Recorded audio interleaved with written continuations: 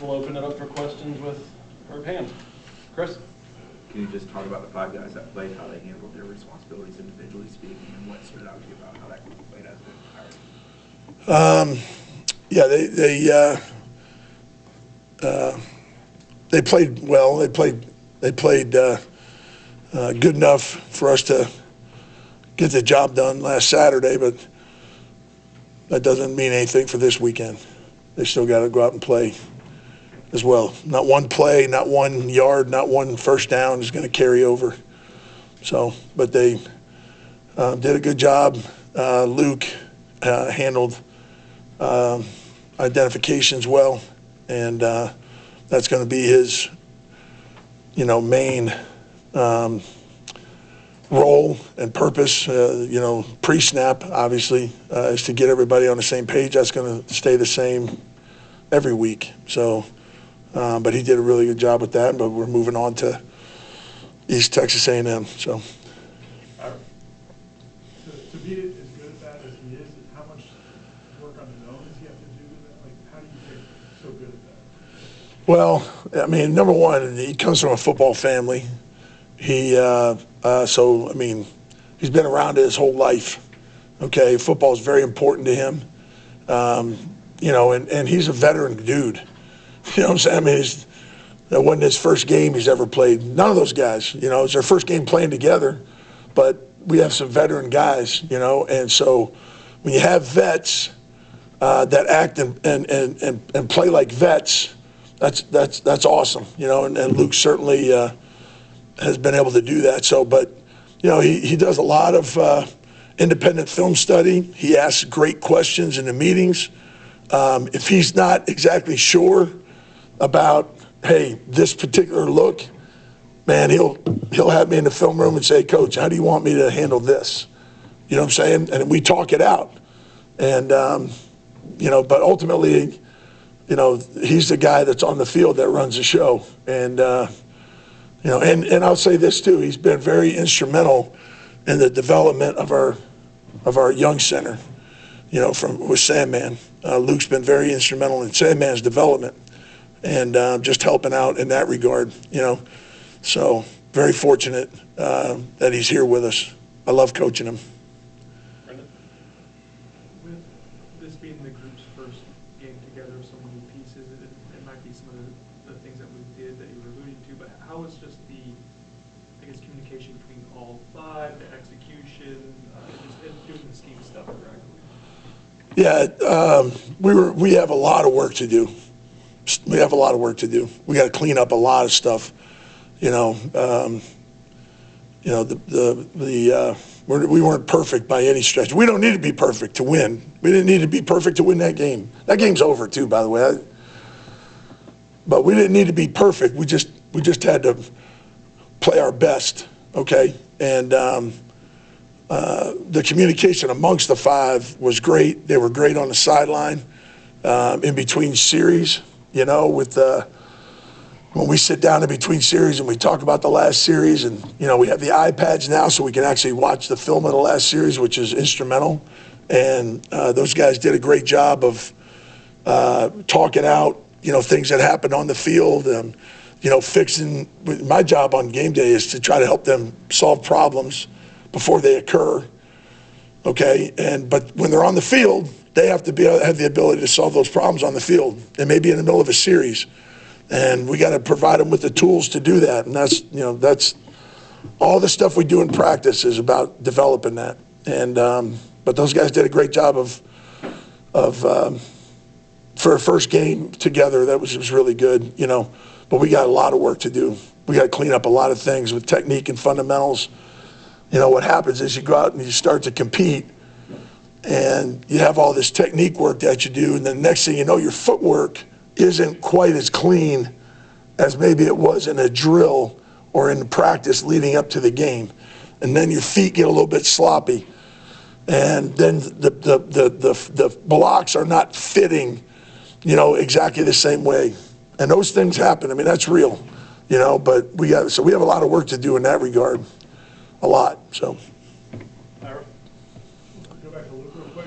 So how close was he to getting most or all of the calls right? And then doesn't get it right? Like, what- Yeah, so he got every call right, okay?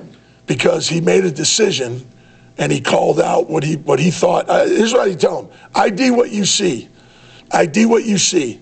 And then everybody's got to be on the same page as him. And even if he's wrong, we're all wrong together. And if we're all wrong together, we got a chance to make it right. But if you have some guys that aren't in accord to what the center says and the left side's doing something out of sync with the right side and you're not coordinated, then it all goes south. You know what I'm saying? So the best part about, or one of the most important parts about playing center is ID what you see, make a call, and live with it. And that's what we tell you. Say, have balls, make a call, and live with it, man. And then the other guy's got your back, and you go out there and you execute what the center says. And when we do that, we put hats on hats. So. Brandon? Can you two for one? Go for it. I heard two questions. Coach Norvell spoke highly of Rizzi this offseason, this camp, and his return back. I guess, what have you seen from him in kind of getting ready and back in game shape? That's your first question. That's the first, and then I can ask the second one. Okay, all right. No, good. No, Jake Rizzi is a stud, man. He's a warrior. And, he worked his ass off to get back to where I have ultimate confidence in Jake Rizzi. Ultimate confidence in him. And the guy's been an all-conference player at Harvard when he was there. He's got a lot of snaps under his belt. I think he's played like 1,800 or something career snaps, somewhere around there. And, I know this, that when, because it's going to be when. It's not a matter of if, it's going to be when. Who knows when? I don't know. But when we say, hey, Jake, boom, you're going, it doesn't matter what position it is. That's the other thing, too. That dude will go in and play left tackle, right guard, corner, kicker, whatever we ask him to do. You know what I'm saying? But he's that type of guy. He's ready to play. He's ready to represent our unit and our team and this university. And I'm just glad that, again, that he's with us. I love coaching that guy. So, number two, go ahead. On the Gavin Sawchuk run towards the end of the game, Yes. There's a couple of your guys from your unit who came running over to help push him. Yes. Is that something you guys, I imagine, talked about, but you coach for, I guess, how? Yeah, we would call that a culture play. Okay. That's a culture play. That is a demonstration of our culture. That's the expectation, that we're going to play through the whistle. Unfortunately, there was 3 other guys that were not at the pile. So they got to get on board with that. You understand? But Richie and Luke came in there and they're pushing the pile, and that's our culture that we're trying to make sure we continue to establish. I was going to ask you about that, but when you just look at East Texas A&M this week, you said you guys want to get better and clean things up. What particularly do you want to see from that group and just this week? Yeah, this week and every week really is about us, and it's our opponent is East Texas A&M, but this is about us and playing to our standard, and that's what I want to see. I want to see us play to the standard that the guys have told me they want to be held to, right? Which is a championship level standard, and if they ask me to hold that standard, that's what we're going to do. So that's what I want to see is I want to see us play to that standard. What does that mean, right? That means communication. Starts with our communication up front. And we were really good at communication, but guess what? Not one play is going to carry over from last Saturday. Not one. So we got to do it again. And it starts, in practice today, and just making sure we're getting ready for the defense. It's a different scheme. There's different players out there. There's different matchups. It's a different defense. So we got to be on point with all that. And then from a technique and fundamentals standpoint, right? It's not just enough to say, okay, well, I'm blocking him, right? Now you get into the how-tos. The who-tos are your assignment, right? And we always talk about who-tos, how-tos, and whys. Who-tos are your assignment. How-tos is how am I going to get my job done? So I want to see great technique and fundamentals, and that's where we can really clean things up. And then the why is when you're operating at the why level, you have a big picture understanding of how your 1/11th, there's 11 dudes out on the field. So I have 1/11th of this job. How does my job impact the other guys around me? What are people expecting out of me from my 1/11th? How can the defense try to defend what we're trying to do from a big picture standpoint? That comes from experience. Young guys want to go to the Y level, like right now. They want to operate the Y level. They can't. Because they got to know their who-tos and how-tos first. But we have experienced guys that understand the Y level, but they still got a lot to clean up in their how-tos. Like our who-tos were good, man. We're putting hats on hats. But our how-tos were not as clean as they need to be. Can you quantify Tom's presence alone, the strain it puts on defense? And you talk about Luke making the right plays, not Yeah. how much RPO, read options, stuff. Right. Plays that maybe he has no plan on keeping the ball, but him just being out there, what does that do? Yeah, well, they have an extra hat to defend in the run game, right? And so when you start thinking about option principles, right? Everybody's got to be accounted for, okay? And with Tommy on the field now, the numbers swing back to our advantage, or the defense is going to be light somewhere else because they have to put an extra hat into the run fit for the quarterback or whatever, and it gives us opportunities for our wide receivers to get one-on-one matchups where now that we can throw the ball and they can go make plays in one-on-ones, which is what a receiver wants. They say, get me one-on-one with this guy, and I'll go make a play. Okay, cool. Well, what happens is when you have a quarterback that is a threat in the run, it forces the defense to commit an extra hat because they're a gap down now in the run game, okay? And then in the pass game, when things are not perfect and something breaks down, maybe in a protection, or they bring a hat, they bring a guy that we're not accounting for, that we're hot off of him, okay? When that happens, and you have a quarterback who has the ability to create, right, make a guy miss, get out on the edge, or hit it downhill and get in the green grass, where now you got defenders out there playing pass defense and your quarterback's running, that's like a defensive coordinator's, worst nightmare. So Tommy brings all that to the field, which makes everybody's job easier in terms of, the responsibility that the defense has to defend him. It helps out in every regard. And then what we got to do is everybody around him has to do their job so that I don't ever want Tommy to feel like he's got to carry the load on his own, right? There's 10 other guys out on the field with him that are all out there to help him do his job. And, from an offensive line perspective, we have a saying that we say, when we work, it all works. When we work, it all works. And that's the key to offensive success, in my opinion, is up front.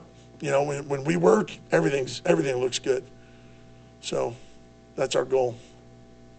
If the scoreboarding game flow affords the opportunity of diving into reserves, do you want to go with an entire new O-line group, or do you want to mix and match guys into starters? Like, how do you approach it? We just make that decision when the time comes.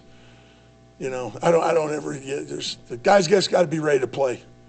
You know what I mean? There's guys that are with our twos right now that they could be one play into the game and now they're a one. And now you're mixing and matching, right? But if, they always got to be ready. They got to stay ready so they don't have to get ready. So it doesn't matter. In that same tune, how much do you want to get game film for younger guys? Because ultimately, I just want to win. That's it. Two quick ones. First one on the Mekhi Hansen touchdown. Gunnar Hansen makes a block on a guy. It looks like you might have a play on Mekhi about 5 yards. Is that who he's supposed to block, or is that one of those how-tos? No, that was a who-to deal. Okay. Yeah, that was a who-to deal. That we have assignments on a lot of our reverses and things of that nature where guys get out in the open field, and that's why you have to have, offensive linemen. Right, when you start evaluating guys, you're looking for guys who are physical enough at the point of attack to dent the defense and move people off the line of scrimmage. And then you also have to have the ability to play in space. Spatial playing is pass protection. Spatial playing is, getting out and having to block second and third level defenders whether it's you're climbing on a zone play, or you're out in space on a reverse or a screen. You know, we had some screens the other day as well. So we have to be able to play in space as well as, you know, be able to impact the line of scrimmage. And so when you have guys like that, you can do a lot with them. And then on the 4th and 1 at the 34, how much is a play like that perhaps a tone setter for a season? Not only did they trust that you could get the first down, trust the offensive line, but it wasn't a fake handoff and a run or a throw. It was just straight power. Right. 4th and 1 with kind of the game in the balance. Yeah. Well, we got, you know, handed the ball to a dude, and our guys up front, you know, they understood the awareness of the situation. You know, Coach Norvell preaches the first thing that we want to do is play smart. We want to play smart, okay? And in order to play smart, you have to be aware of situations. Yeah, situational football is an area where guys that are veteran dudes, like sometimes rookies, they don't necessarily understand that or they don't get it, or, you know, but guys that knew, you watch Richie Leonard on that play. Go back and watch that play again. They popped the linebacker to his side. He set his foot in the ground, put his shoulder into that guy's chin, stopped the linebacker from penetrating, knocked another dude back. We got the first down. You know, he's on the ground, pounding the ground. Why? Why? Because he knew how important that was. You know what I'm saying? He understood the entire, the weight of that situation. It's awesome. Got 3 more. On the other side of the ball, I was curious about the Desir brothers and maybe what you saw from them during the offseason when they go head to head against your Yeah, those guys are dudes. They're you know, they got a chance to be really good. I mean, I just see what we see in practice, and you know, those guys are freshman guys that are they're in front of the curve for sure. You know, they're out in front of the curve. In front, Terrence has done just a great job in developing those guys, and you know, but they got a really good skill set. But he coaches them very well, and you know, and it gives them the tools for them to be successful and to really be able to highlight their ability. And they have tremendous ability. They got great motors. You know, that's probably one of their top attributes, I think, is just their motor, those two guys. So they're fun to watch. Not fun to have to block in practice, I can promise you that, but they're fun to watch against other people. You've been with Gus for a long time, and I'm sure he can draw up all kinds of things, but does he have to ask you, like, can these guys do that? Are they smart enough? What all goes into Well, no, that play was decided in training camp. You know, that play was decided in Jacksonville. You know what I'm saying? When you're in the middle of it, and you know, you're doing 3rd down and short and 3rd and goal, 4th and 1, all those reps in practice. So we know, you know, you listen, you know what you're going to go with, dance with the one you brought, right? Dance with the one you brought. And those are but you learn those things in practice. You practice those situations, situational awareness, and you got to practice it. If you don't practice it, you don't have the confidence to do it. But we knew what we had, and we knew, you know, what our identity, what we wanted to be. even on some of the plays where they've got to sell things, like Gunner selling them, or like just in the open field stuff, do you see it in practice and say, okay, this is something we can't do or we can do, or you just got to get it done? Our job as coaches is to highlight the abilities of our players, right? And so, you know, we're not going to ask a guy to do something that they can't do, right? We got to find out what can they do. What can they do? What can they operate well? What are their, and here's the deal. I tell my guys, I said, once you show me you can, like once you do it right the first time, man, you're screwed now. Because now I know you can do it. It's not a matter of will, or it becomes a matter of will, not can. You know, now if you're asking a guy, can he do it? Like I'm not going to ask our kicker to go and block a 3 technique, because I know he'll try, but he can't do it. Okay, I'm not going to ask Micah to kick a 45-yard field goal. He'd probably want to try, but our success rate's not going to be great. But once you show once a guy shows you what he can do, then that's the expectation. That becomes the standard now, right? And so then it becomes a matter of will. And a matter of will is a matter of choice. So you make the decision. Are you going to do it right or are you not? Because I know you can now, because you've shown me you can. Now it becomes a matter of will. And that's why, you know, Richie's pounding the ground, because he imposed his will on somebody. It's awesome. Last one.